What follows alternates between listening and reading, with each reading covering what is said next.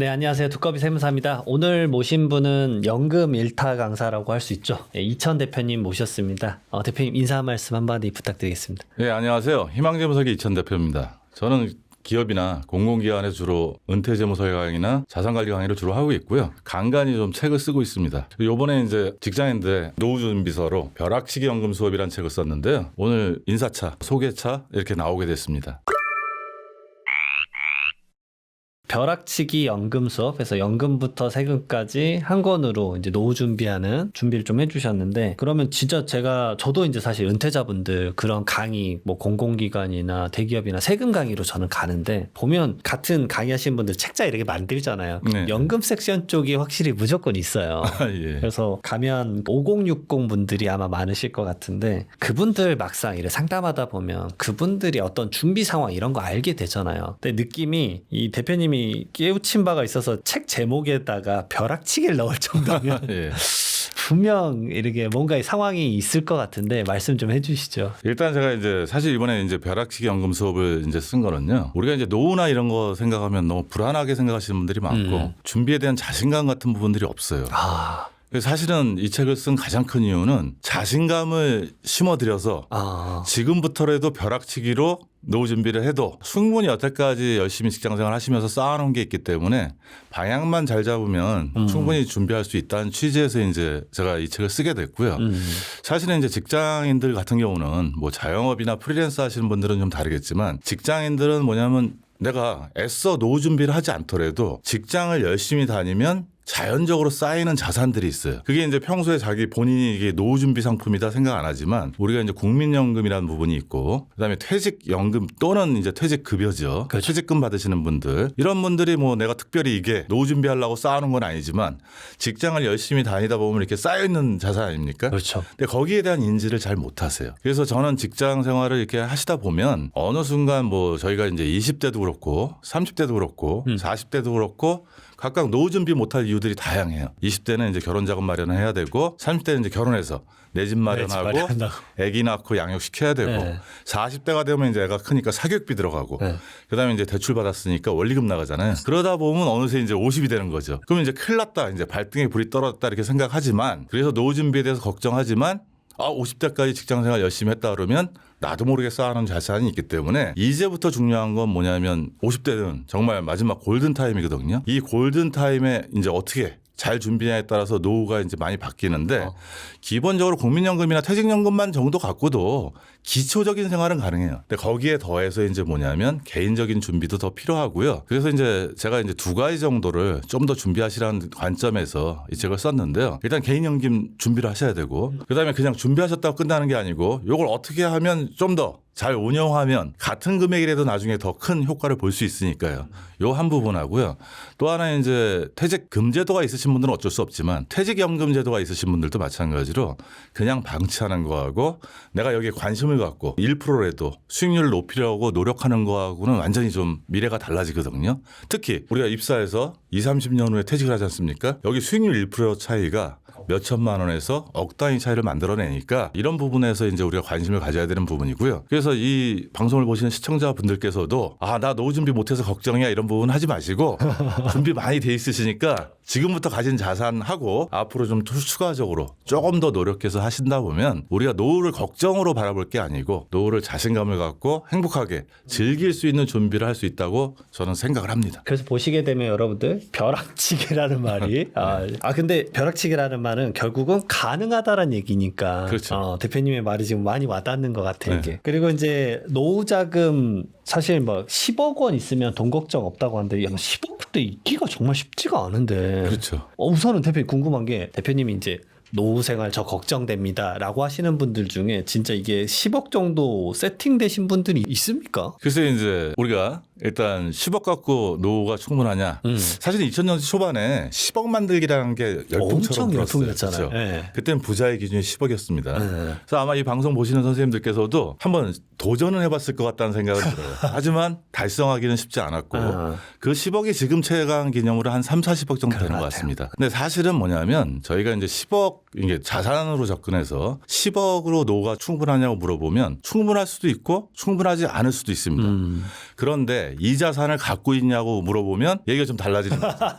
우리가 일반적인 평균적인 사람들이 뭐냐면 야, 10억을 쉽지 통장에 않은 갖고 돈인데. 있으신 분들은 없다고 저는 이렇게 보죠. 저희가 이제 뭐냐면 10억이라는 관점을 어떻게 보시면 되냐면 일단 국민연금하고 좀 대입해서 좀 보셨으면 좋겠어요. 그러니까 선생님들이 이제 노후 자산 중에 간과하는 것 중에 하나가 뭐냐면 국민연금이라는 자산이 있거든요. 그러면 저희 이제 강의할 때 제가 대기업이나 공기업이 이제 많이 다니니까 그분들은 직장생활 한 30년 정도 하고 퇴직할 때쯤 되면 연금이 한 국민연금이 200에서 왔다 갔다 하시거든요. 생각보다 그래서 제가 그분들에 대해서는 뭐냐면 선생님들이 자산을 얼마 가졌는지 제가 정확히 모르지만 선생님들의 단연코 제가 말씀드릴 수 있는 거는 국민연금 부자라는 거는 당연하니까 가서 딴 데 자랑할 때 다른 자산은 몰라도 국민연금 부자라는 말은 꼭 자랑하셔도 된다고 말씀을 드립니다. 그만큼 큰 자산이고요. 우리가 연금 한 170만 원 받는다고 가정을 하고 연평균 수익률을 그 물가 상승률을 2%로 감안했을 때 정말 오래만 사시면 선생님들은 10억을 가진 거나 다름없습니다. 100세까지만 사시면 누적적으로 평균적으로 받으시는 분이 10억이거든요. 그래서 이제 국민연금이라는 자산이 굉장히 중요한 거고요.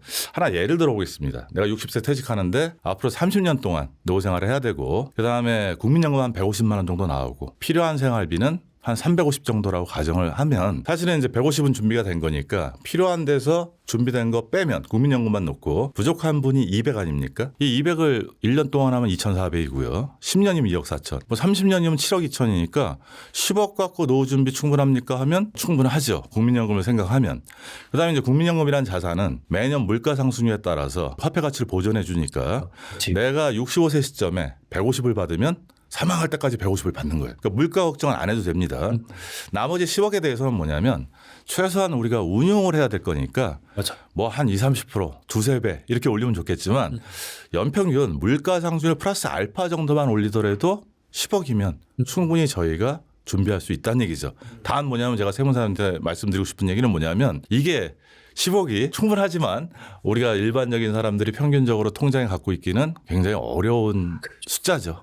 그렇게 접근하면 사실은 노후 준비 못 하고요. 따라서 뭐냐면 자산 중심이 아니고 좀 아까 제가 국민연금 말씀드렸듯이 현금 흐름 중심에서 노후 준비를 한다 그러면 한결 수월하게 노후 준비를 하실 수 있습니다. 그래서 책에도 보면 국민연금을 가장 먼저 이렇게 확실히 집중해서 강조를 하신 것 같아요. 확실히 국민연금 세팅이 정말 기본적인 베이스다라는 느낌을 확실히 받을 수밖에 없는데 책에도 써주셨지만 30년 벌어서 100세 시대 대비하는 거 좀 힘들다. 그러면은 지금 방금 사실 많은 클루들을 좀 말씀 주셨는데 사실 30년 사실 못하는 분들도 많잖아요. 요즘은 벼락치기로. 그러면 퇴직부터 연금 노후를 준비하는 것들은 어떤 식으로 좀 세팅을 하라고 많이 말씀을 주시는 편이세요? 그러니까 세팅을 하는 거에 앞서서 이제 왜 제가 이제 그 얘기를 하냐 배경부터 먼저 설명을 드리면 우리 100세 시대라고 얘기하지 않습니까? 100세 시대라면 우리 이제 20, 30년 직장 생활해서 100세 시대까지 우리가 노후 생활을 충분히 마련하기에는 너무 부담스럽지 않나요? 와, 그러네요. 그렇죠. 그래서 제가 강의 가서 선생님들이 뭐냐면 100세, 120세 이렇게 생각하시면 너무 부담스러우시니까 일단 우리 30년 벌었으니까 딱 30년만 잘 준비하자. 그러면 대략 한 90세 정도 되거든요. 그러겠네요. 그럼 이때까지 준비를 잘 하신 분이 조금 더 사셔서 100세까지 사신다고 그래서 준비를 못 하실 건 아니라고 생각을 해요. 그런 의미에서 이제 부담감을 덜어드리기 위해서 제가 이제 30년 정도만이라도 확실히 준비하시자 이렇게 말씀을 드리는 부분이고요. 그다음에 이제 그 저희가 생각할 때 그래 30년 후에 정말 딱 30년만 준비해서 돈이 딱 떨어졌어요. 그럼 제가 뭐라고 또 말씀드리냐면 우리 그동안 일하면서 국가와 민족을 위해서 세금을 정말 많이 납부하지 않았습니까? 혹시나 90 이후에 저희가 만약에 돈이 부족해서 국가의 보살핌을 받아야 된다 한다면 그러면 조금은 국가의 지원을 받는 것도 그렇게 나쁘지 않은 선택이 될 수 있으니까 너무 노후 준비할 때 부담을 갖지 마시고 좀 자신감을 갖고 내가 30년은 건강하시면 어느 정도는 확정된 시간이니까 그 계획을 세우시다 보면 어떻게 보면 자신감 있게 노후를 준비한다는 취지에서 제가 이제 그 말씀을 드린 겁니다. 근데 필요한 게 정신적으로 이게 쪼들린다라고 하면 노후 생활이 사실 되게 이제 정신적인 에너지가 신체도 갉아먹잖아요. 그런 그렇죠. 것들도 많이 보셨을 것 같아요, 진짜. 아, 그렇죠. 네. 그 영향을 이제 좀 말씀을 주신 것 같아요. 약간 사실 은퇴하고 나서는 그 불안감을 엄청 크게 느껴하시잖아요. 내가 이제 존재감이 사라진 것 아니야. 근데 그런 부분들에 대해서 말하다 보면 많이 배우시는 바가 있으실 것 같아요.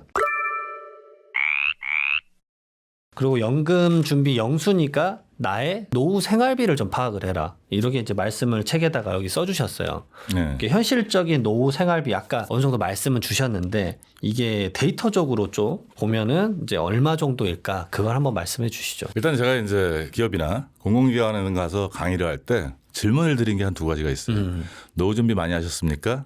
두 번째는 뭐냐면 남의 도움을 받지 않고 최소한의 자존감을 지키면서 살 수 있는 월 노후 생활비가 어느 정도 됩니까? 하고 두 가지 질문을 드려요. 되게 이게 진짜 반성하게 되는 질문인데요. 네. 많이 준비하셨습니까? 하면 웃으세요. 웃으신다는 거는 뭐냐면 잘 모르겠다는 얘기고 1번. 그렇죠, 그렇죠. 두 번째 이제 월 생활비 얼마 정도 이제 아까 그 질문에서 디테일. 답을 하시는데 맨 처음에는 답을 안 하세요. 근데 이제 제가 한 7년 전부터 본격적으로 이전에는 제가 개인적인 재무 상담을 많이 했어요. 근데 7년 전부터는 이제 저도 나이가 있고 하니까 체력적인 부담도 있고 해서 이제 강의 위주로 제가 활동을 하는데 7년 전만 해도 제가 이 질문을 드리면 300만 원이 그냥 정답이었어요. 최근 한 1, 2년 전까지 300만 원을 얘기했었던 것 같아요. 근데 그동안 이 몇 해 사이에 물가가 굉장히 많이 올랐지 않습니까? 그렇죠. 그래서 요새는 400이나 500 이렇게 말씀하시는 분들도 있어요. 그런데 저는 이 100 단위로 말하는 거에 대해서는 한 번도 안 따져봤다고 생각하는 사람이거든요. 왜냐하면 원 단위까지 나와야 되는데 우리가 원 단위까지는 외울 수가 없으니까 네. 최소 10,000원 단위는 좀 나와야 된다고 생각을 해요. 그래서 저는 이제 뭐냐면 제 와이프하고 제가 이쪽 재무 전문가, 이 은퇴 설계 전문가다 보니까 2년에 한 번 정도는 와이프하고 제가 노후 생활비를 따져봐요. 노후 생활비를 따져보는데 일단 우리가 노후 생활비를 따져볼 때 필요한 거는 이제 적정 노후 생활비라는 부분이 있고 그다음에 이제 최소 노후 생활비 두 가지 부분은 알아야 됩니다. 두 가지. 네. 적정 노후 생활비는 일단 뭐냐면 그래도 한 달에 한두 번 정도는 외식도 하고 그다음에 용돈 50만 원 갖고 둘이서 나눠 쓰고 그다음에 1년에 한두 번 정도 국내 여행 정도 하는 정도가 적정 노후 생활비라고 볼 때 한 2년 전에 따져봤을 때 그게 이제 한 327만 원 정도 됐고요. 디테일하네요, 진짜. 네, 만 원 단위까지. 원래는 원단인데 그 반올림에서 여기서 뭐 327만 몇천 뭐 이렇게 얘기하기가 그렇지 않습니까? 327만 원 자른 거고요. 그렇죠. 세관에도 그 내용이 다 들어가 쓰셨어요. 있습니다. 네. 그다음에 이제 최소 노후 생활비는 뭐냐면 아니 무슨 외식입니까, 그렇죠? 요즘은 집밥 돈이 더 들지 모르겠지만 집밥을 먹고요. 용돈은 50만 원이 아니고 30만 원 갖고 둘이 나눠 쓰고 여행은 그냥 집 앞에 산책이라든지 아니면 지하철 타고 고궁을 간다든지 이렇게 해서 그냥 숨만 쉬는 단계에서는 한 266만 원 정도 나오더라고요. 그래도 상당하네. 네, 그래서 이 부분은 뭐냐면 제가 볼 때는 그럼에도 불구하고 266만 원 갖고도 만만치 않죠. 진짜 어마어마치 않죠. 우리 세무사장님은 한번 따져보셨나요? 아직은 솔직히 안 찾아봤습니다.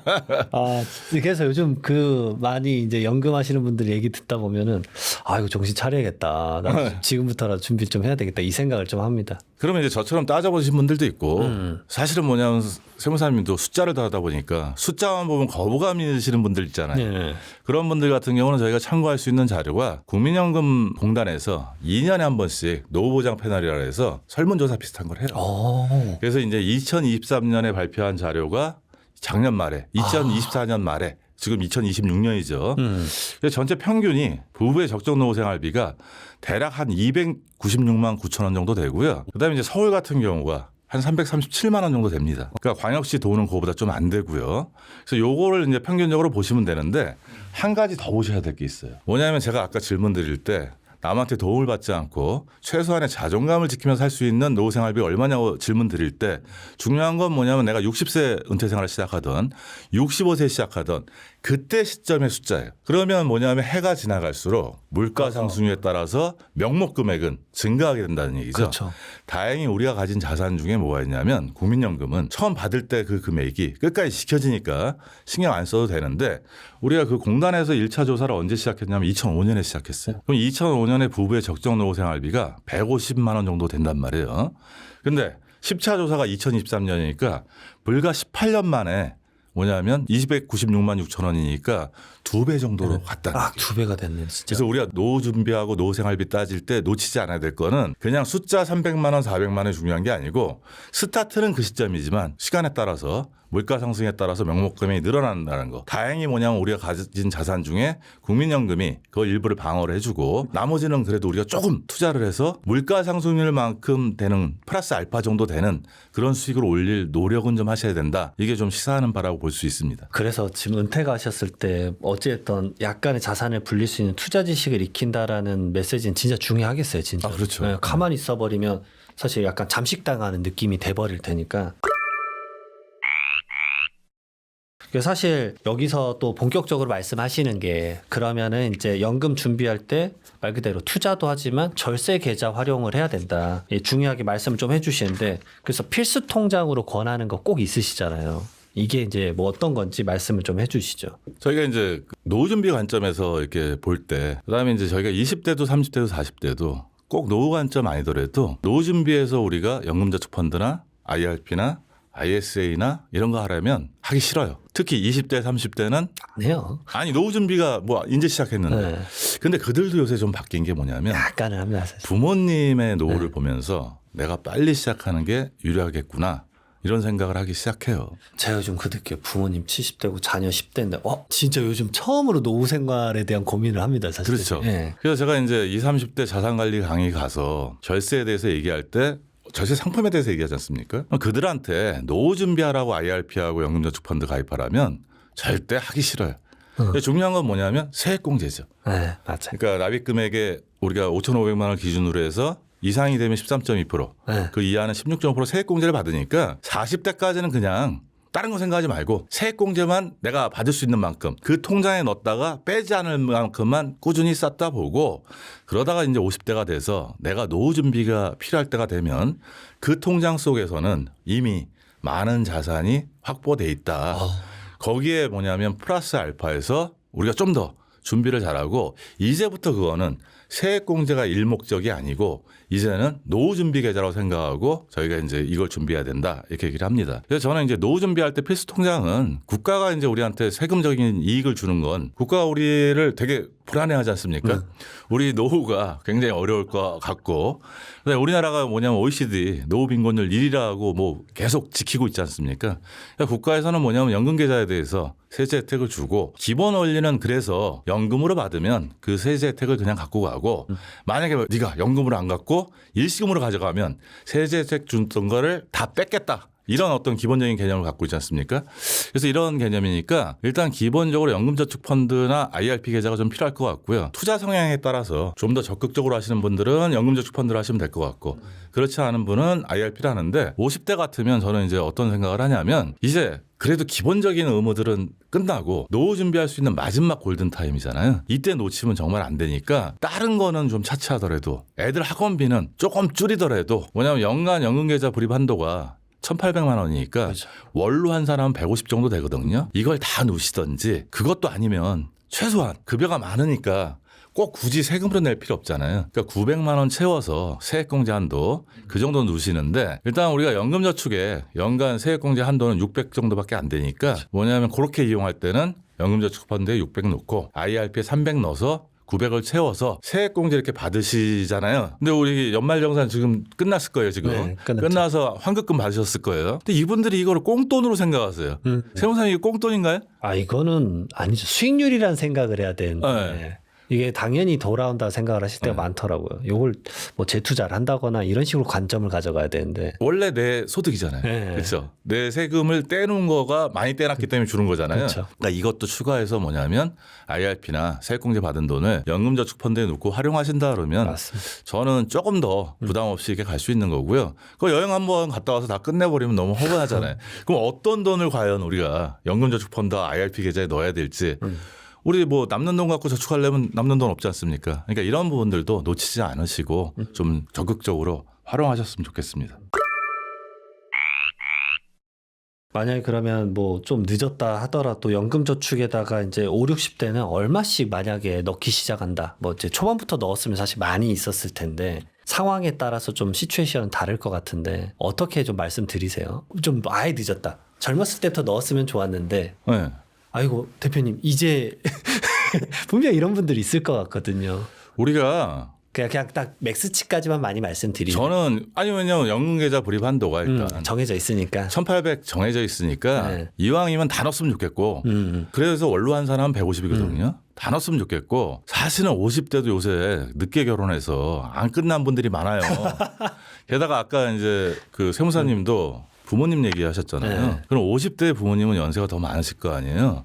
그러니까 부양부담이라는 부분이 있어요. 네, 있어요. 그리고 우리 세대 부모님들은 뭐냐면 노후 준비란 개념이 없었기 때문에 노후 준비가 안 돼 있는 상태에서 오래 사시는데 건강하게 오래 사시면 별 문제가 없지만 맞아요. 뭐냐면 이제 건강이 좀 안 좋아지시면 그것도 부담이 되니까 사실은 50대가 정말 마음 먹지 않으면 독하게 1,800 넣는 게 연봉이 늘어도 쉽지 않아요. 진짜 쉽지 않아요. 그래서 이왕이면 다 넣었으면 좋겠고요. 제가 생각할 때 뭐냐면 900만 원 세액공제 한더라도 채운다면 어떤 결과가치가 이제 있냐면 제가 50대 기준으로 한번 말씀을 드릴게요. 궁금해요. 일단 국민연금 정년까지 뭐 불 거 아닙니까? 그렇죠. 물론 정년 채우는 게 요새 만만치 않은 시기지만 그렇죠.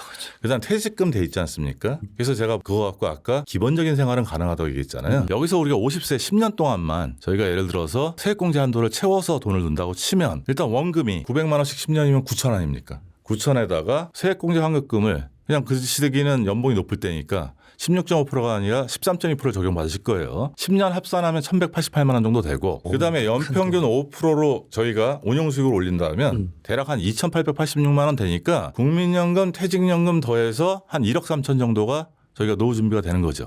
추가적으로 개인적으로. 다른 거 안 하고 세금 아끼면서. 그다음에 이제 아까 1,800을 다 채우면 이거 2배씩 아닙니까? 그러니까 이게 뭐냐면 2억 6천이 되는 거고요.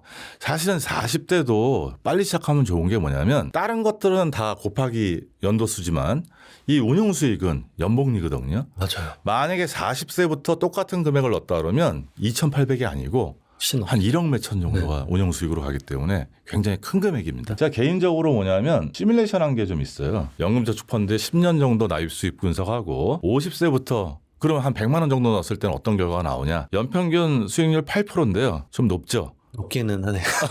근데 요새 주식 투자하시는 분들 혹시 어느 정도 수익 바라고 주식 투자하는지 아시나요? 근데 목표가 너무 높으시던데요. 네, 그래갖고 내가 아닌데 워렌 버핏도 저 정도 나올 건데.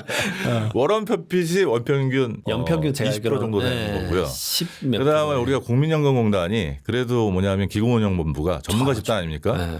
1988년부터 2024년까지 연평균 누적 수익률이 6.82%거든요. 그러니까 전문가 집단도 그런데 우리가 두세 배, 10배거 이건 좀 어려울 것 같고 보통 노후 자산은 제가 5, 6% 정도 얘기를 드리는데 좀 더 욕심을 갖는 건 이제 동기부여나 목표 갖는 차원에서 제가 연평균 8% 시뮬레이션을 이번 책에서 해본 부분이고요. 그럼 처음에 이제 돈을 1,200 넣고요. 세액공제 79만 2천 원 받을 거 아닙니까? 이것도 다 넣어야죠. 그렇죠, 그렇죠. 수익 8%에서 이렇게 쭈르륵 가다 보면 10년 차에는 뭐냐면 야 내가 1,200씩 넣은 거죠 연간. 이게 뭐냐면 10년밖에 안 되지만 2억이라는 돈이 쌓여요. 그래서 이 돈을 갖고 쭉 이렇게 저희가 90세까지 30년 동안 연금을 받는다 치면 물론 이제 저희가 IRP하고 연금저축펀드의 장점은 뭐냐면 연금을 받으면서 나머지 적립금을 저희가 ETF나 이런 걸로 투자해서 또 계속 수익을 올릴 수 있다는 얘기죠. 그래서 마찬가지로 연평균 8% 정도 수익률을 올린다 할 때 저희가 90세까지 대략 개인연금으로 130에서 133만 원 정도 이렇게 받는데 이게 세율 때문에 그렇습니다. 뭐냐면 저희가 연금 소득세가 나이에 따라서 5.5에서 3.3% 이렇게 가지 않습니까? 요 차이는 있는데 이 정도 된다 그러면 우리가 충분히 저희가 뭐냐면 노후에 야 지금 내가 50대 됐다고 노후 준비 늦은 거 아니야? 이게 생각한 게 아니고 사실 뭐 100만 원 쓰시는 분들 많지 않습니까? 뭐 우리 식당 좋은 데 가서도 그렇고 뭐 오마카세 뭐 요새 가시는 분들은 없겠지만 여하간 뭐 가족들 외식 한번 하더라도 요새 그 금액이 굉장히 크죠. 장난 아니에요. 그래서 이런 것들 중에 뭐냐면 저희가 최소한 뭐냐면 100만 원 정도를 연금 계좌에 넣고 세액공제도 받으시면서 10년만이라도 저희가 잘 굴리면 아까도 얘기했듯이 국민연금도 있고 퇴직연금도 있고 개인연금도 이만큼 130만 원 정도 나오게 준비를 한다 그러면 노후가 걱정할 만한 게 아니고 기대되고 즐거운 시간 아닙니까? 우리가 노후에 대해서 좀 착각하시는 게 있어요. 좀 뭐라고 착각하는 게 있냐면 우리가 다큐나 유튜브 방송 보면 매일 어려운 것만 얘기해요. 노후는 다 비참해. 약간 부정적인 거 약간. 제가 일본 뉴스도 많이 보는데 일본 뉴스를 뭐 제가 일본어를 잘해서 보는 게 아니고 요새는 GPT가 잘 됐지 않습니까? 그래서 일본 야후 재팬 같은 데 가서 이제 따서 GPT에 넣고 한글로 이렇게 가면 마찬가지 다 어려운 얘기들만 해요. 그래야지 클릭이 되니까. 그러지만 제가 만나는 사람들 중에 많은 분들이 생각보다 노후 자금이 여유 있으신 분들도 적지 않아요. 많아요. 그렇죠? 그러니까 우리가 이제 그런 부분들도 좀 생각하셔야지 너무 뭐 그 폐지 죽고 이런 생각이 아니고 충분히 우리도 직장 생활 뭐 한 20, 30년 하시면서 한 좀 빨리 깨달아서 20대부터 관심을 가지시면 더 좋고 정말 아니더라도 50대 벼락치기라도 연금 공부, 세금 공부 열심히 해서 한 10년만 잘 준비해도 우리가 걱정하는 노후가 아니고 충분히 즐길 수 있는 노후를 만들어낼 수 있을 거라고 생각을 합니다. 아, 대표님이 그 긍정적인 에너지가 너무 좋네. 왜냐하면 대부분 연금 준비할 때 네. 그냥 불안한 내미래 때문에 준비해서 막 마지못해 준비하는 느낌도 없지 않아 있는데 이게 되게 파지티브한 생각으로 해야 되시 솔직히 말하면 그래도 잘 될까 말까 하는 느낌도 그렇죠. 받을 수도 있는데 네. 그게 너무 좋은 것 같고요. 그럼 대표님 저 수익률 8%를 위해서 우린 연금 계좌 어떤 걸 사야 됩니까? 연금 계좌의 네. 상품 부분이죠. 어떤 것을 또 사모아야 될까? 책에도 좀 써주셨어요. 어떤 상품에 또 투자할 것인가에 대한 얘기도 좀 해주셨는데. 네, 이제 뭐 요새는 주식시장이 화랑이잖아요. 완전 화랑이죠. 또 ETF도 뭐냐면 자산이 너무 많이 증가를 했고요. 그만큼 주식보다는 투자하기 용이한 수단이고 자산운용사들도 ETF로 수익이 많다 보니까 정말 다양한 상품들을 만들어요. 엄청 많이 나와요. 네, 그래서 이제 어떤 게 정답이다 이렇게 말씀드리긴 좀 어렵지만 제가 생각하기에는 일단 기본적으로 ETF를 투자한다 그러면 저는 일단 미국 시장에 대해서는 좀 생각을 하는 편이에요. 왜냐하면 혁신 기업이 있기 때문에 우리가 장기적으로 우상향하는 거는 지금 뭐 조정이 있을지언정 지난 시간을 보면 장기적으로 우상향했다는 근거를 갖고 자신감을 갖고 저희가 주식 투자를 하는 거지 그렇지 않고 우하향한다는 생각으로 하는 분은 없습니다. 그렇죠. 그랬을 때 이제 기본적으로 S&P 500이나 나스닥 100은 기본으로 좀 깔고 왔으면 좋겠고요. 지금 우리나라 시장으로 보면 반도체 ETF나 아니면 조선 원자력, 방산 이렇게 테마형들이 있지 않습니까? 두 가지 좀 다르게 접근을 하는데 저는 S&P 500이나 이런 부분들은 장기적으로 계속 사모으시는 걸 추천드리고요. 그다음에 일단 기본적으로 아까 테마 지금 반도체 좋지만 슈퍼 사이클이지만 이거 미리 선반영했을 수도 있잖아요. 맞아요. 이건 어느 정도 목표 수익률을 정해놓고 그 수익에 달성하면 기본적인 매도 전략을 세워서 수익을 실현하는 것도 나쁘지 않다. 저는 이렇게 생각을 합니다. 무조건 사놓고 오랫동안 놔두는 게 장기 투자가 아니고 우리가 어떤 과일 바구니에 상한 과일은 덜어내고 싱싱한 과일을 담아 두면서 장기적으로 이 포트폴리오를 유지하는 게 장기 투자거든요. 맞아요. 따라서 뭐냐면 테마는 한 몇 년 전에 우리가 2차 전지. 유튜브 보면 2차 전지 ETF는 무조건 사모으는 것처럼 돼 있잖아요. 그렇죠? 아, 그때 장난 아니었죠. 그렇죠. 그것만 사면 우리 부자 될 것 같았잖아요. 근데 상황이 변하잖아요. 네. 다시 그게 굉장히 떨어져서 굉장히 어려운 상황이니까 테마형으로 가는 것들은 그렇게 갔으면 좋겠고요. 그다음에 이제 우리가 은퇴자들도 그렇고 또 젊으신 분들도 많이 관심을 갖는데 요새는 배당 상품들이 많다 보니까 여러 가지 있는데 월배당 상품들을 좀 많이 이제 관심 가지신 분들이 많아요. 그래서 땡미당 삼총사라고 그래갖고 뭐 타이거 그다음에 솔, 뭐 그다음에 에이스 이렇게 해서 뭐 그거 말고도 이제 이거는 거의 다 나오니까 미국의 슈드라고 그래서 미국 다우존스 지수 중에 배당 많이 주는 상품 복제한 상품이거든요. 그래서 요것들을 좀 많이 해요. 근데 제가 이렇게 보니까 대동소이합니다. 배당 기준일이 약간 다르고요. 그다음에 연배당 수익률은 거의 3.5에서 4% 정도 되고요. 그다음에 이제 보수도 이제 비슷하고요. 단 뭐냐면 실부담 비용률이 약간 좀 요새 경쟁이 치열하다 보니까 타미당이 조금 더 좋죠. 더 낫네. 혹시. 요새 이제 타미당이나 뭐 코미당이나 그러니까 이제 우리가 여기 빠져 있지만 코덱스로 가면 이제 삼성자산운용으로 가면 코미당이라고 있거든요. 이런 부분들이 있는데 요 부분으로 이렇게 볼 때 저기고 요 말 나온 김에 제가 좀 이어서 제가 말씀을 드리면 네, 슈트네요. 네, 슈드, 한국형 슈드죠. 그래서 이제 타미당 갖고 한번 예를 한번 들어보겠습니다. 이게 이제 요새 커버드 콜이라고 배당을 많이 주는 상품들이 있어요. 안 그래도 저거 문의가 많으실 것 같아요. 그러니까 배당 ETF를 해야 되냐, 배당 커버드 콜을 해야 되냐. 네. 제가 이제 2년 전에 슈드가 굉장히 인기 있었고요. 그래서 이제 2024년 거 갖고 제가 한번 비교를 해봤어요. 일단 타이거 미국 배당 다우존스라고 일반 상품이고요. 그다음에 커버드콜 1호, 2호 이렇게 비교를 했습니다. 마지막 빨간 거 뭐 커버드콜 타켓 데일리 더 이제 발전된 건 빼고요. 한번 보면 이게 2024년 1월 2일 날 사서 연말에 팔았다고 가정하고 배당금하고 수익률을 한번 비교를 해본 거예요. 그러면 이때 분배율을 보면 주당 뭐냐면 444만 원의 분배금이 나왔고요. 타미당 같은 경우 분배율을 따지면 4.17%예요. 그다음에 연간 수익률이 얼마냐면 21.3%로 해서 합계 수익률을 보면 25.47%예요. 그러면 하버드콜하고 한번 비교를 해보면 일단 1호는 분배율이 6.95%죠. 그렇죠. 2호는 분배율이 더 높습니다. 11.23%예요. 아주 높네. 그런데 연간 수익률을 보면 수익률은 낮죠. 그렇죠. 따라서 뭐냐면 연 합산 수익률을 따지면 배당을 많이 줄수록 합산 수익률이 좀 떨어지는 걸 좀 볼 수가 있어요. 커버드 콜의 기본적인 특성이 그렇죠. 상방은 제한돼 있고 맞아. 하방은 열려 있는데 물론 일반 상품보다 떨어질 때는 조금 프리미엄 옵션 때문에 조금 덜 손해를 보거든요. 이렇게 따질 때 그럼 나는 이걸 어떻게 선택할까 이 부분에 대해서 선택을 하셔야 되는데 제가 기업이나 이제 공공기관에서 강의할 때 이렇게 이제 강의하다 보면 어떤 분들이 있어요. 이제 우리 연금저축보험 같은 경우는 이제 55세 이후부터 연금 수령이 가증하잖아요. 그렇죠. 그럼 제가 주로 강의하시는 분들이 정년퇴직 한 2년 정도 남으신 분들이니까 55세 넘으셨죠. 연금이 나와요. 근데 이거를 연금을 수령하시는 분들이 있어요. 아이고야. 그래서 저는 절대 수령하지 마시라고 얘기하거든요. 왜 그러냐면 내가 급여가 굉장히 많은 데서 연금저축 거기서 연금이 나오면 그 돈이 푼돈이에요. 그럼 이게 뭐냐면 노후의 핵심 자산인데 뭐냐면 여윳돈으로 생각하고 꽁돈으로 생각하셔서 소비로 이어진다는 얘기죠.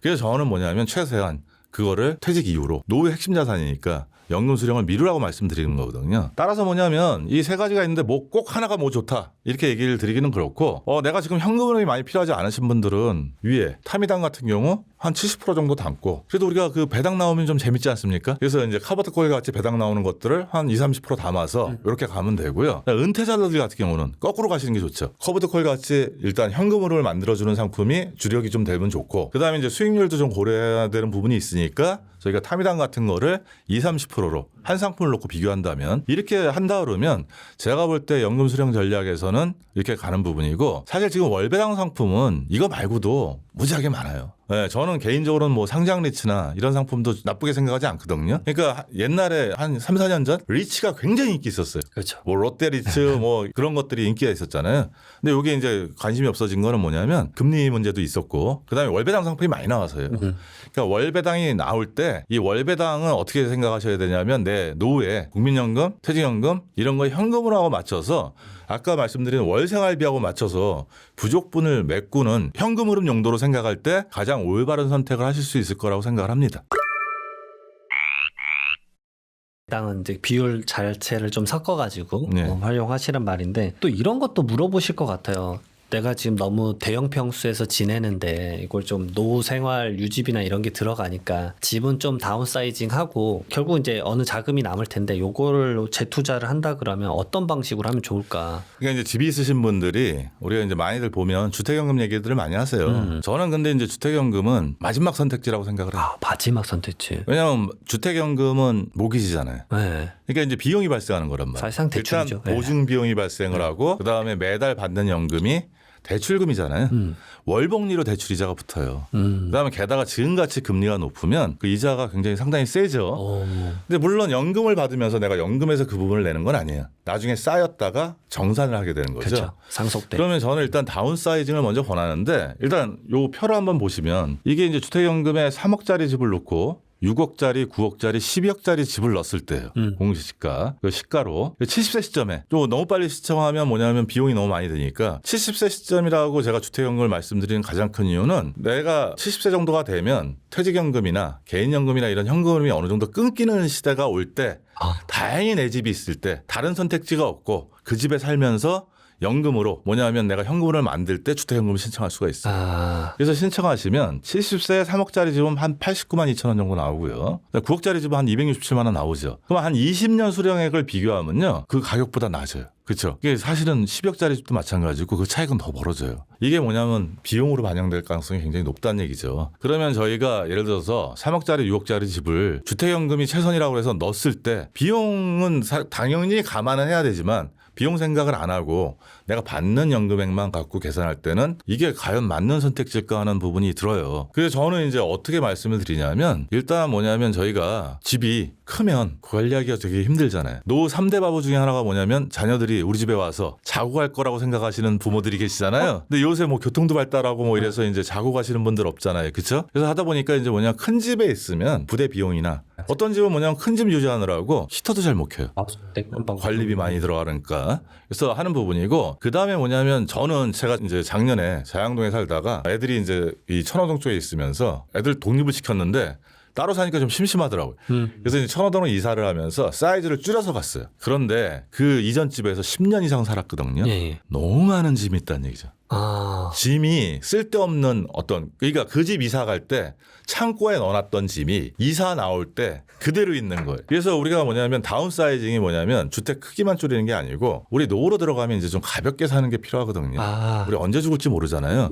그러면 짐이 많이 나오면 이게 누구의 부담이냐면 자녀들의 부담이에요. 그거 처리해야 되잖아요. 그래서 한 번쯤은 뭐냐면 일부러라도 꼭 집을 팔고 다운사이징은 안 하더라도 뭐 전세로 한번 작은 데 갔다 오면 쓸데없는 집을 한번 그냥 한 달, 두 달 걸려서라도 이사 되게 일리 준비하면서 있어요. 싹 버리는 것도 되게 중요하다. 이렇게 되는 거고요. 우리가 제도상 이렇게 보면 뭐가 있냐면 저희가 이제 연금계좌 IRP 계좌가 정말 좋은데 이게 이제 뭐 세무사님 잘 아시겠지만 건보료나 금융소득종합과세 산정 제외도 되지 않습니까? 그렇죠. 분리과세되고. 그런데 이제 뭐냐면 나이가 드신 분들이 한 번에 여기 빠져나가려면 연간 1,800밖에 안 되니까 가실 수가 없어요. 그래서 ISA 만기 해정금이나 아니면 하는데 우리가 이제 하나 다운사이징 하는 것 중에 차액이 내가 있는 집에서 그 가격이 1억 이상 차이가 나면 1억까지는 연금계좌라고 집어넣을 수가 있어요. 공시지가 12억 기준이지만 그래서 저는 이제 이런 부분들 좀 생각했으면 좋겠고 그래서 다운사이징해서 아까 이삿짐도 좀 줄이시고 삶을 좀 가볍게 하신 다음에 노후는 좀 가벼운 마음으로 이렇게 가셨으면 좋겠고 이렇게 되면 현금으로도 나오지 않습니까? 그다음에 이제 나이 드신 분들이 뭐냐면 저희가 직장 다닐 때는 건보료 얼마 나오는지 잘 몰라요. 다 떼고 나오기 때문에. 맞아요. 대충 한 8.1%인데 직장에서 반 내주고 내가 반 내는 거 아닙니까? 근데 다 전부 다 세후 보지. 세전에 뭐 이거 내가 얼마야 이거 보시는 분들 별로 없어요. 그렇죠? 근데 우리가 지역가입자로 바뀌면 소득과 재산에 따라서 건보료가 되는데 은퇴자들의 가장 큰 고민사항하고 걱정은 사실 건보료예요. 사실 건보료. 올해 공시지가 굉장히 많이 오른다고 뉴스에 많이 나오지 않습니까? 네. 그럼 우리 세무사님 잘 아시겠지만 보유세, 재산세도 중요하지만 건보료. 중요한 건 건보료는 한 번 내는 게 아니죠. 네. 보유세는 1년에 한 번 내나요? 그렇죠. 그렇죠. 네. 근데 건강보험료는 매년 내셔야 되잖아요. 매월 단위로 계속 내니까. 그래서 내가 현금이 만약에 3, 4억 막 4, 5억 이렇게 있으면 빠져나갈 방법이 없어요. 네. 그런데 이렇게 다운사이징해서 압도적인 금액을 한 번에 연금계좌에 밀어놓으시면 그 안에서 절세 혜택이나 건보료 혜택, 금융소득종합과세 혜택 이런 거 보시면서 노후자산 더 불리셔서 좀 더 집을 내가 평생에 걸쳐서 모은 자산 아닙니까? 우리나라 자산의 80%가 이거 아니냐. 집이죠. 네. 그렇죠. 이건데 이 부분을 좀 더 효과적으로 노후를 편안하게 사는데 도움이 될 수 있도록 잘 활용하셨으면 좋겠어요. 그냥 집을 그냥 끼고 계시지 않으셨으면 좋겠어요. 그렇죠. 그러니까 우리 이제 사회 통념상 좀 이게 좀 고쳐야 될 건 뭐냐면 자식한테 집 한 채는 좀 물려줘야 된다는 생각 뭐 이런 부분들은 남으면 주면 되죠. 그렇죠. 네. 근데 그렇지 않으면 두 분이 저도 마찬가지고 와이프도 마찬가지고 먼저 편안하게 산 다음에 맞아요. 남는 게 있으면 자녀들한테 주면 좋죠. 네. 그래서 그렇게 갈 수 있는 쪽에 사고의 전환을 좀 하시면 좀 더 도움이 되지 않으실까 이렇게 생각을 합니다. 저도 상속을 많이 하지만 네. 주택 그냥 온전히 갖고 가야 된다 이런 생각을 엄청 많이 하세요. 자식한테 고스란히 물려줘야 된다. 아니 선생님 생활부터 좀 편해지셔야 되지 않겠습니까? 그렇죠. 그래서 사실은 여차하면은 아니 좀 줄이세요. 그리고 나머지 현금 유동성 좀 챙겨서 그걸로 노후 생활하세요. 그리고 반면에 상속세도 많이 나오시는 상황이면 차라리 쓰고 돌아가셔라. 아니 이거 왜 모아도 또 뭐하냐. 그런 얘기 많이 하거든요. 그렇죠. 그러니까 세훈사님 많이 보셨을 거 아니에요. 네. 나중에 결국 그렇게 아낀 거를 주택이 요새는 예전에는 우리가 상속세를 낸다 그러면 굉장히 부유한 사람들이 내는 세금이었잖아요. 근데 지금은 집 한 채만 있으면 다 내요. 그래서 다 내는 세금이잖아요. 그럼 평생 아낀 거 뭐냐면 세금으로 이렇게 가느니 내가 좀 더 편안하게 노후를 그렇죠. 걱정하고 이러지 마시고 하나 우리가 이제 그냥 우리가 우스갯소리 하시면 우리가 100세까지 산다고 얘기를 하다 보니까 정말 그때까지 건강하게 사는 줄 아세요. 근데 아니에요. 왜냐하면 그렇죠. 건강 수명은 73세밖에 안 돼요. 네. 그래서 저는 이제 제가 이제 이번 책을 쓴 것 중에 하나가 이제 뭐냐면 이런 거예요. 제가 이제 기업이나 지자체에서 공공기관에서 강의할 때 그분들한테 정말 강조하는 게 뭐냐면 60세 시점에 정년퇴직 할 시점에 노후 준비가 어느 정도 돼 있으셔야지 나머지 인생의 선택권을 가질 수 있다고 말씀을 드려요. 왜냐하면 저희가 60대에 일하는 분들이 10명 중에 한 6명 이상 되지 않습니까? 지금 좀 사회가 일하는 시대예요. 그중엔 일을 좋아하시는 분들도 있고 그렇지 않은 분들도 있습니다. 그래서 60대가 일하는 비율 중에 이렇게 보면 한 50%는 생계고요. 35%는 우리 회사 그만두면 명함이 없잖아요. 그래서 아까 제가 명함을 안 갖고 왔는데 가방을 안 갖고 와서 명함이 없으니까 저를 설명하려면 굉장히 어려워져요. 그리고 이제 삶의 보람을 찾기 위해서 한 35%. 그다음에 이제 뭐냐면 시간이 너무 많아. 그러다 보니까 너무 심심해서 무기력해서 한 4% 정도가 일을 해요. 근데 우리가 평균 은퇴 연령이 72.3세거든요. 근데 이 이후에 일하는 건 100% 다 생계. 그러면 저희가 뭐냐면 60세에 회사 그만두면서 곧바로 또 달려가서 그게 정말 좋아하는 일이라면 관계없는데 내가 또 돈을 벌기 위해서 그냥 그걸 선택하면 그러다 보면 어느 순간 건강이 이렇게 돼서 내가 노후를 즐기고 싶을 때 아무것도 못하고 아픈 상태에서 의료비만 지출할 수 있거든요. 그래서 이런 부분들을 감안하셔서 저는 뭐냐면 노후 준비 잘해서 60세 최소한 65세 퇴직하기 전까지 노후 준비 잘하셔야 되는 이유, 인생의 선택권을 가지기 위해서 나머지 인생에 정말 좋은 시기거든요. 왜냐하면 세무사님도 그렇지만 여태까지 굉장히 힘드시잖아요. 부양이라든지 아니면 위에 대한 부모님 부양도 마찬가지고, 그러니까 지금 회사를 운영하시니까 직원들에 대한 책임도 많으시고, 그러니까 어떻게 보면 은퇴하기 전까지는 의무예요. 책임이고. 그런데 이제 그 정도 나이가 되면 뭐냐면 자녀도 다 컸고 어느 정도 이제 조금 나를 위해서 살 수 있는 시기가 되잖아요. 그렇죠? 아 진짜. 이럴 때 내가 건강하게 잘 만들어 놓아서, 사실은 저는 뭐냐면 지금 재취업을 굉장히 열심히 하시는 분들 전액을 받고 전일제로 이렇게 하시는 분들 많은데, 저는 뭐라고 말씀드리냐면 그냥 용돈 정도 받으셔도 충분히 노후 준비, 노후 자금에 도움이 될 수 있으니까, 뭐 알바해서 예를 들어서 노후 자금 이렇게 하시면서도 나머지 시간들은 본인이 평생 하고 싶었던 일, 좋아했던 일, 못했던 거를 그 시간에 건강하실 때 하시면 참 좋지 않겠냐, 이렇게 말씀을 드린 편입니다. 저 여기 책에도 5장 보면 제목이 와닿네요. 평생 기다린 휴가. 아, 그렇죠. 네.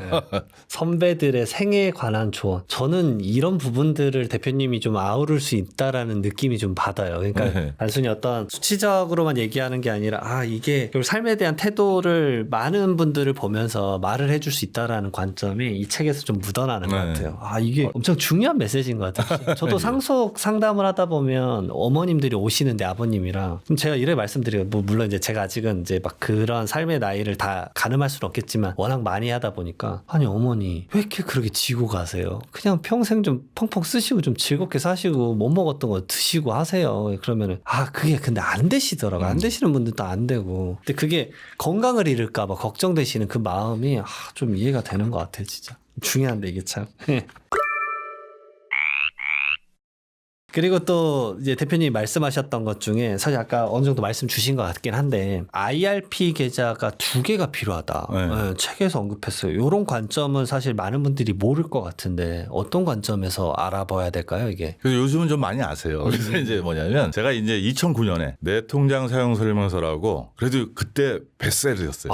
저 그 책 알아요. 엄청 유명했잖아요. 아신가요? 네. 그 책이 교보문고 그래도 경제경영 2위까지 갔던 책이거든요. 왜냐하면 통장에 사용 설명서라는 단어를 붙인 게 너무 매력적이었어요. 네, 그때 이제 그래서 굉장히 많은 분들한테 익혔고, 통장 쪼개기는 여러 가지 방법이 있어요. 근데 제가 강조하는 통장 쪼개기는 지출에 따른 통장 쪼개기였거든요. 마찬가지로 우리 연금 통장도 IRP는 소득이 있어야지 금융회사당 한 개씩 만들 수 있고요. 연금저축펀드는 소득도 나이 제한도 없습니다. 여러 개 만들 수 있어요. 그래서 이제 보통 요새 많이들 활용하시는 게 뭐냐면 세액공제 받은 거하고 안 받은 거 나중에 인출할 때 차이가 있으니까 그렇죠. 이렇게 나눠서 쓰시는 분들이 일단 있고요.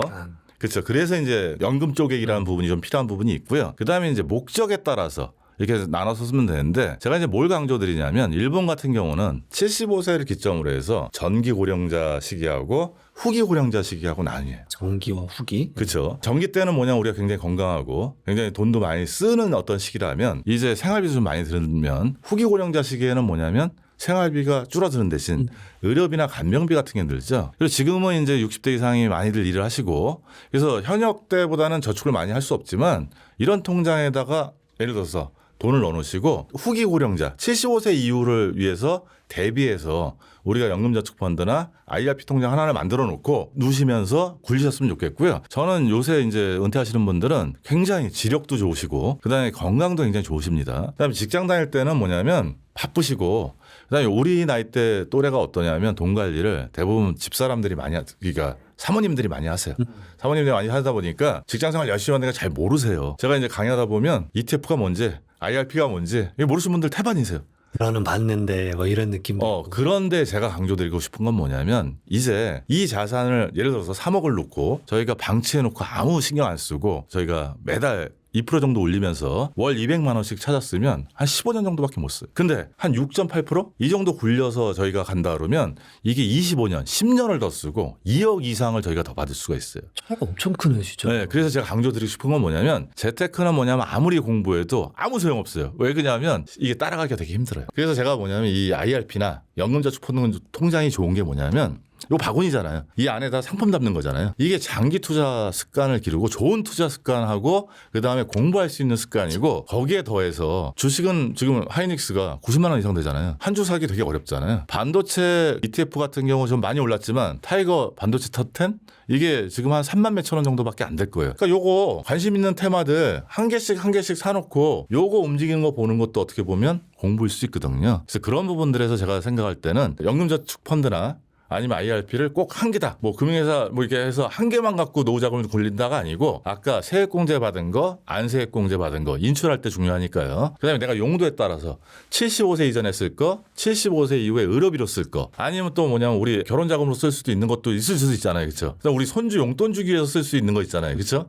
이렇게 좀 나눠서 연금도 뭐냐면 통장 쪽의 일을 이렇게 하시면 좀 더 효과적으로 재미있게 이렇게 잘 관리하지 않으실까 이렇게 생각하는 관점에서 제가 여러 개 가지셔도 된다는 관점에서 말씀을 드린 겁니다. 그러니까 이거 보시는 분들 중에 자녀분이 20, 30대고 직장인이다 그러면 저도 사실은 제 후배 동생들한테 추천하는 게 이거 너가 세액공제 이게 아니라 너 이거 장기 투자 관점을 이걸로 배우는 거야라고 말하거든요. 왜냐하면 맨날 4848만 하고 있으면 사실 수수료에다 돈 잃거든요. 그렇죠. 100%. 예. 그러니까 지수 사 그리고 그냥 계속 봐 그럼 올라갈 거야. 네. 이 관점을 배우는 게 대표님 말한 대로 좀 필요할 것 같아 진짜로. 그리고 개인연금 사실 많으면 아까도 말씀 주셨지만 사실 건보료랑 세금 걱정 안 할 수가 없는데 대표님 책에 199페이지 보니까 개인연금 1,800만 원 수령할 때 종합소득세 계산 뭐 이런 것들에 대한 이제 결국은 세후 이익에 대한 관점도 좀 적어주셨는데 이런 건 어떻게 좀 고전에 이제 적어주세요? 한번 그 부분부터 찍고 넘어가면요. 개인연금 많이 받는다고 해서 건보료 많이 내지 않았어요. 그렇죠. 그렇죠. 공적연금은 피부양자는 100%, 그다음에 뭐냐면 건보료 산정일 때는 50%가 반영이 돼요. 그다음에 사적연금도 사실은 뭐냐면 법적으로는 건보료를 부과하게 돼 있어요. 근데 이제 부과하기 어렵죠. 안 하고 있죠, 현재. 네. 그러다 보니까 이제 우리가 이제 일부 유튜브나 이런 거 보면 세무사님도 그 얘기를 했는지는 내가 모르겠지만 이게 앞으로 이럴 수 있으니까 뭐 그냥 다른 거 이제 해야 된다 뭐 이런 식으로 하는데 이거 정해지지 않은 거잖아요. 몇 년 전에 뭐냐면 건보료 산정 기준을 뭐냐면 이게 낮추려고 하다가 여론이 워낙 안 좋으니까 보건복지부에서 검토한 적 없다고 한번 발표한 적이 있어요. 그렇죠? 그리고 지금 고령층이 많으시잖아요. 게다가 은퇴자들은 뭐냐면 이 건보료에 대해서 굉장히 신경 과민하시잖아요. 그렇죠? 아주 민감해요. 그렇죠. 네. 근데 이런 상황에서 뭐냐면 정치인들이 이거를 함부로 빨리 바꿀 수 있냐 하면 저는 그건 어렵다고 생각하고 또 100% 우선 개인연금 있으면 100% 연금 건보료 부과한다. 이것도 쉽지 않을 거라고 생각을 해요. 그래서 당분간은 뭐냐면 제가 생각할 때는 바뀌지 않을 것 같고요. 그다음에 이제 만약에 바뀐다면 미리 걱정하지 마시고 바뀐다면 그때 가서 가장 유용한 방식으로 대응을 하시면 될 것 같아요. 근데 이제 하나 생각하셔야 될 게 뭐냐면 사적연금 저희가 이제 1,500만 원 이상 초과되면 오늘 세무사님은 잘 하실 겁니다. 저는 이거 좀 약간 오바라고 이제 생각하는데 아니 개인들 노후가 걱정돼서 연금 많이 준비하라고 그랬잖아요. 근데 1,500만 원이면 월 125만 원이거든요. 옛날 물가가 낮을 때 같으면 125만 원이 큰 돈이에요. 근데 지금은 물가로 생각하면 125만 원 얼마 안 되는데 사적연금을 1,500만 원 초과하면 초과한 금액이 아니고 전액이 종합소득과세 또는 16.5% 분리과세 되지 않습니까? 택일해야 되잖아요. 둘 중에 하나. 요거는 좀 더 기준을 높여야 되고 이 세금 많이 하시니까 아시겠지만 세금은 물가를 반영 안 해요. 그렇죠? 맞아요. 그렇죠. 근로소득세 사실 때 올라가야 돼요. 예. 너무 반영이 늦어지는 너무 거예요. 오랫동안 반영을 안 했어요. 그렇죠. 사실. 예. 그다음에 또 하나 문제되는 건 뭐냐면 그 부자 감세란 프레임이에요. 저는 이제 그 부분에 대해서는 왜냐하면 지금 집 한 채 있는 게 부자는 아니잖아요. 네. 예를 들어서 물론 없으신 분들도 있지만 그래서 이제 그럴 때 우리가 사적연금 1,500만 원 초과될 때 종합과세를 이제 한다 그러면 우리 생각할 때 뭐냐면 세금을 무조건 많이 내야 되는 걸로 생각해요. 왜냐하면 누진세다 보니까. 그래서 16.5% 분리과세로 선택할 선택을 할 수도 있어요. 안 되는데. 그렇죠. 이럴 때 이제 뭐 세무사님 워낙 잘하실 거니까 이럴 때 보면 제가 정리를 해봤습니다. 그래서 사적연금 연간 수령이 한 1,800 된다 그러면 월로 따지면 150만 원 정도 받는 거죠. 그러면 이제 우리 종합소득 신고할 때 연금소득공제 900만 원까지 가능하지 않습니까? 1,800이면 대략 한 670만 원 정도 세액공제 하는 것 같습니다. 그래서 연금소득공제 금액이 1,130만 원이고요. 여기 종합소득은 1인 공제해 주지 않습니까? 네. 일적 공제. 150만 원 빼주고 과세 표준이 나오면 산출세액이 나오고 또 표준소득 세액공제까지 하면 대략 뭐 결정세액이 한 51만 8천 원 되니까 실효세율이 사실 이거보다 좀 높겠지만 2.88%예요. 그러니까 종합소득과세를 신청해서 세금을 엄청나게 낼 줄 알았더니 사실은 세금은 얼마 안 되고 연금소득세가 5.5에서 3.3%거든요. 만약에 세율이 이렇게 낮다 그러면 연금소득세 냈던 거를 환급받을 수도 있어요. 종합소득세 신고를 할 때 이런 내용을 모르시고 몰라요. 그냥 무조건 분리과세 16.5%가 훨씬 싼 거야 하고 택일에 세금 신고하면 손해를 얼마나 보겠습니까? 와, 저는 근데 그 얘기 대표님 충격이에요. 왜냐면 제가 그 연금소득 그 신고하신 분들이 저희를 많이 찾지는 않으니까 사실 그거는 너무 충격이었던 게 이걸 선택한단 말이야라는 게 지금 너무 충격이거든요. 네. 왜냐면 사실 저기다가 이것저것 넣으면 네. 사실 50만 원도 훨씬 미만으로 낼 건데 네. 와 16.5%를 선택해버린다. 너무 충격이네요 진짜. 왜냐하면 원래는 이게 1200만 원 기준이었을 때 뭐냐면 종합과세로만 됐어요. 그렇죠. 그래서 혜택을 주는 것처럼 분리과세 16.5%를 넣어버렸단 말이에요. 맞아요. 그럼 사람들 그냥 잘 모르면 사실 세금 얼마나 어려워요. 잘 모르면 뭐냐면 종합소득과세는 이거 정말 세금이 세게 나올 거야인가 분리과세 16.5% 훨씬 쌀 거다 이렇게 생각해갖고 선택하셨을 수도 있어요. 와 절대 그러면 안 되는데 그렇죠. 세율 구간이 아주 낮은 구간인데 저기는 진짜. 네. 노후자금에 대해서는 뭐냐면 우리가 돈을 많이 버는 것도 중요하고 뭐 세무사님 누구보다 잘하실 거예요. 버는 것도 중요하고 불리는 것도 중요해요. 근데 거기에 못지않게 그렇죠. 훨씬 더 중요한 거는 세금이잖아요. 맞습니다. 그래서 세금 복잡하지만 그래도 관심을 가지고 우리가 알아야 될 세금들이 무슨 기업의 무슨 세금까지 알아야 되는 건 아니잖아요. 우리 연금에 대한 세금, 그다음에 뭐 상속이나 이런 것들은 조언을 받아야죠. 가끔 가다 보면 뭐냐면 채찍피티에다 하시는 분들이 있어요. 네. 근데 세무사님 조언 받는 거에 따라 저는 이제 아버님 돌아가셔서 상속을 해봤거든요. 그래서 어떻게 상속세 신고를 하냐에 따라서 이게 달라진다는 걸 뻔히 알기 때문에 저한테 이제 옛날에 재무상담하고 이제 요청할 때 제가 뭐라고 말씀드리냐면 제가 그냥 기본적인 틀은 말씀을 드릴 수 있지만 선생님이 정말 절세를 하고 정말 제대로 하시려면 전문 세무사에 그 상담 받는 거 상담비 아까워하지 마라. 그거 아무것도 아니다. 그래서 그 조언을 받으시고 세무신고를 하시는 게 훨씬 낫다. 이렇게 생각하는 거고요. 단 노후자금 다른 부분들 연금이나 이런 것들은 들으면 5.5, 3.3, 16.5% 종합소득과세 좀 복잡하지만 사실은 기본적인 것만 알면 훨씬 단순하게 계산할 수 있으니까 시간 많이 이제 나실 거니까 앞으로 공부 좀 하셔갖고. 근데 제가 벼락치기 연금소 썼지 않습니까? 그러니까 과거에 공부 안 했더라도 뭐냐면 벼락치기란 게 뭐예요? 우리 시험 앞에 두고 반짝해서 시험 잘 보는 거 아니에요.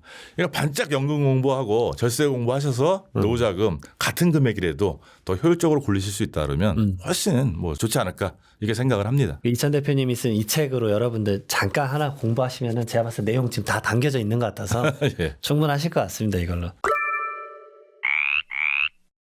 그다음 대표 아까도 말씀 좀 주셨었는데 국민연금 사실 55살부터 개시하면 이거 좀 안 좋잖아요 사실은. 네. 대표님은 주로 이제 컨디션마다 다 다르겠지만 언제를 좀 개시하세요라고 많이 권하는 편이세요? 아니면 최대한 미루라고 하시는 편인가요? 일단 이제 국민연금은 기본적으로 일단 불신하시는 부분들은 이게 일단 기본은 이렇게 생각하셔야 돼요. 국민연금은 저도 뭐냐면 사실은 한 반년 전까지보다 엄청 불신했어요.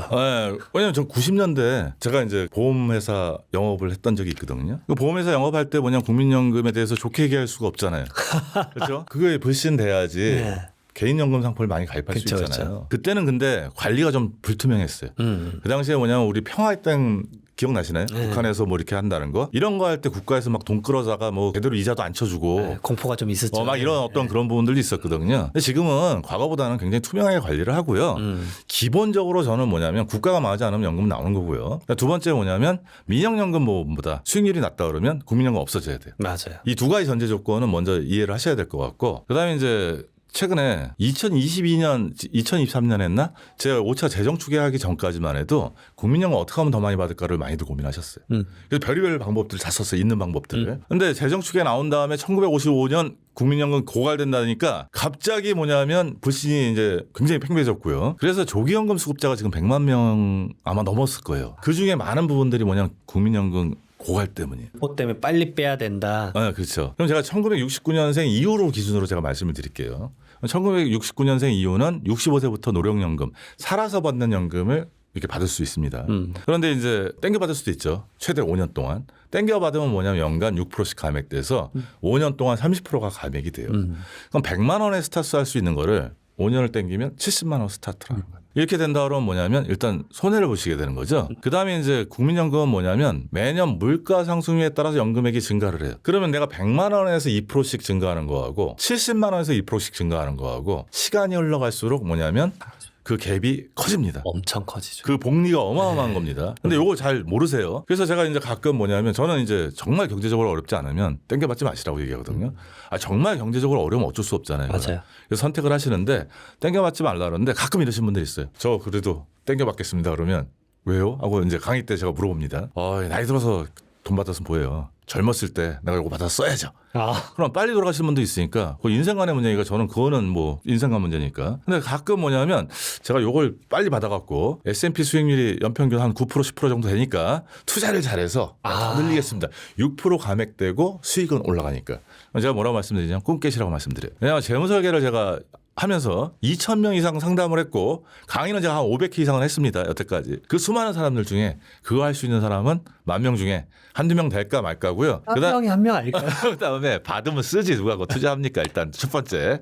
그다음에 이제 이렇게 생각할 수 있어요. 우리가 이제 순서의 오류인데 S&P 수익률이 과거 보면 9% 10% 나오는 거 맞습니다. 근데 내가 인출한 다음부터 마이너스 9%, 그다음에 마이너스 9% 되는 순간부터 엄청난 손해가 발생하기 때문에 그건 좀 아닌 것 같다고 생각을 하고요. 따라서 뭐냐면 땡겨받는 거는 경제적으로 너무 어려울 때 이렇게 선택을 하는 거고요. 그다음에 우리가 땡겨받는 대신 또 늦춰서 받을 수도 있거든요. 1년 늦을 때마다 뭐냐면 7.2%씩 연금이 증액이 돼요. 그래서 5년 늦춰 받으면 36만 원 정도 증액이 되고요. 그러니까 아까 얘기했듯이 100만 원을 받으면 5년 늦춰 받으면 70세부터 136만 원을 받는 거죠. 그러면 이게 이제 시뮬레이션에 보면 평균 누적 적립금이 한 83세 정도면 그 역전 현상이 일어나요. 연기연금이 유리해지는 거죠. 그렇죠? 그래서 저는 이제 술 담배를 다 하거든요. 그래서 제가 강의 갈 때 뭐라고 말씀드리냐면 저는 뭐냐면 제때 받는 거나 늦게 받는 건 아무 선택에 상관이 없는데 저는 제때 받을 겁니다. 이렇게 얘기를 해요. 그렇게 말씀드리면 뭐냐면 저는 건강에 평균 수명까지는 살 자신이 있는데 그 이유는 자신이 없기 때문에 그 정도를 말씀드려요. 근데 중요한 건 뭐냐면 그럼에도 불구하고 뭐냐면 늦춰 받아야 될 때가 있어요. 언제냐? 내가 노령연금 받기 시작한 다음부터 최대 5년 동안 소득이 좀 많으면 A값을 한 200만 원 지금 올해부터는 200만 원 초과하는 거예요. 대략 한 620만 원 정도 되려나요? 이 정도 이상 소득이 된다 그러면 연금이 감액돼서 최대 50%까지 감액될 수 있기 때문에 그 기간만큼은 저는 늦춰 받는 게 유리할 수 있다고 생각을 하고요. 제가 노후생활비 얼마 정도면 적절하냐고 질문 드릴 때 답변하시는 게 뭐냐면 300만 원, 400만 원, 500만 원 얘기하신다 그랬잖아요. 근데 소득이 620, 700 막 이렇게 된다 그러면 굳이 연금 감액당하면서까지 저희가 연금을 제때 받을 필요는 없는 것 같고요. 그다음에 우리가 무조건 5년 늦춰서 받아야 되는 건 아니고 월 단위로 저희가 이제 받을 수 있고요. 그다음에 또 이제 신청했다가 소득이 줄어들 수 있잖아요.